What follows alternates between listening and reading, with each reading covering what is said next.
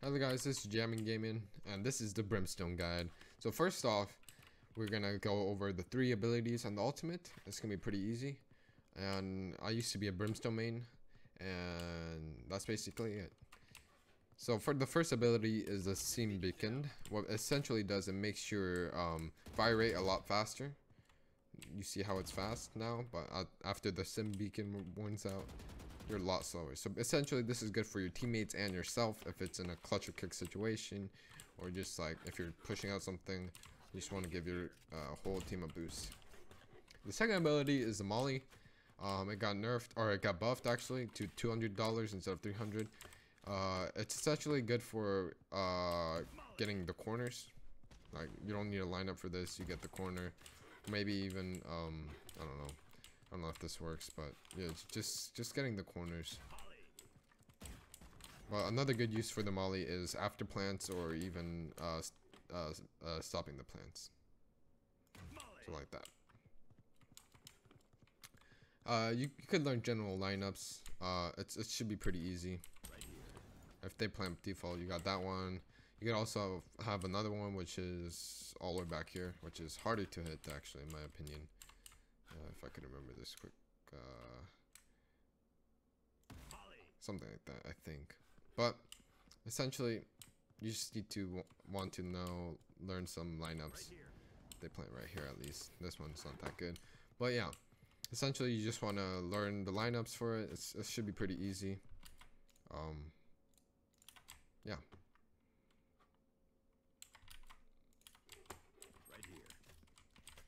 If you know one's cubby, you can make him leave, things like that. The third ability is the most important ability for you and your teammates. It's where you have 3 smokes.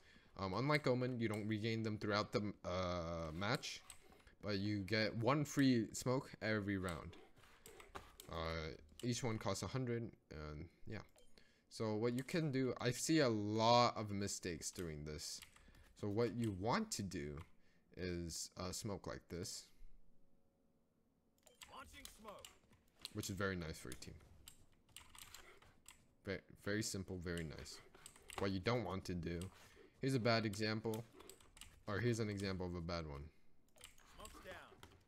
So the reason behind why this one's worse than the other one is where the opponent could just peek out from here, or peek out from here, or even like from all the way here.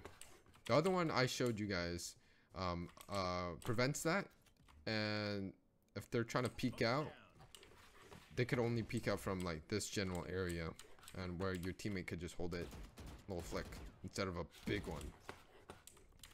A lot of mistakes I see Brimstone players, and this map specifically, is smoking on site. I used to do this a lot, and I'm like, why not use all 3 smokes? First off, you're wasting a smoke entirely. Second of all, you're giving your opponents a chance to just lurk out, get an off angle instead of get pre-fired. Just lurk out, get the planter, back off, and then, you know, you just smoked for them instead of for you. That's essentially the biggest mistake for Brimstone main users.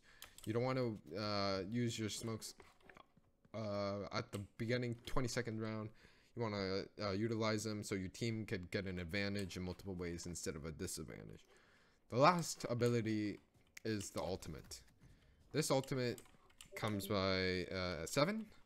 You need to have 7 ult points for this. But a lot of Brimstone mains hold it all in for too long. You know why? Because they die first or second. What you want to do, you want your teammates to go first. It's essentially baiting, but it wins your rounds and even games. So you want to just stim for your team, smoke for your team, and do whatever, molly for your team. But after they get the plant down, necessary plant, what you want to do is maybe keep your molly, but definitely hold on to your ultimate. Unless if you're just going for a sneaky kill right at the beginning, which is for you, Hall. At least for this map. So if it's a 1-on-3 situation, it's an easy win for you. You know, you have a very good after plan. I would say this is better than Killjoy. I just think it's like better than Killjoy overall. But you could have like molly lineups like this. I don't know if it actually works. Just testing it out. Okay, it does work. So yeah, you have a molly, which lasts for, I think, I don't really know, but it's like it's a long time. And after it runs out and have to defuse it again, you could just ult them. and that's essentially like what, 15 seconds wasted. Damn. And they probably won't have time to defuse. A good Brimstone trick that I've always used is if it's a 1-on-1, you could ult the planter, and right when you ult, you get your gun out and then you peek. Because the main reason I want you to do that is obviously you want to play time, but if you're the opponent and you're getting Brimstone ulted, you're gonna get your knife out and you're gonna try to get out of it because you don't want to take damage or even die. So you just want to get out of it. You're like, oh, whoa, whoa. While you, as a Brimstone main, you're better than that. So you're gonna ult, then you're gonna peek out, and you're gonna take him. And if you don't get the kill, it's okay. You could just walk, and then you could just, you know, go for a different location and just to fight, because they probably think you're like still there. And when they're fake defuse, you could just kill them right there. It's easy. That's essentially how you play Brimstone. It's not that hard.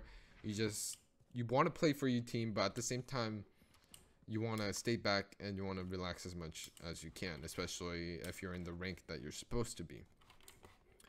For the maps, it is a little bit different. You can find your own molly lineups. It's essentially like pretty easy to find lineups. I've never done this here. Watch like this. I don't know.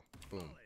Like it probably won't work, but you just need to find out mollies for whatever works for you guys. But yeah, that's essentially it for the Brimstone guide. I might make more if you guys actually want them. It's just the basics. If you guys have specific questions, put it in the comments or even DM me if you guys actually know me. But yeah, that's pretty much it.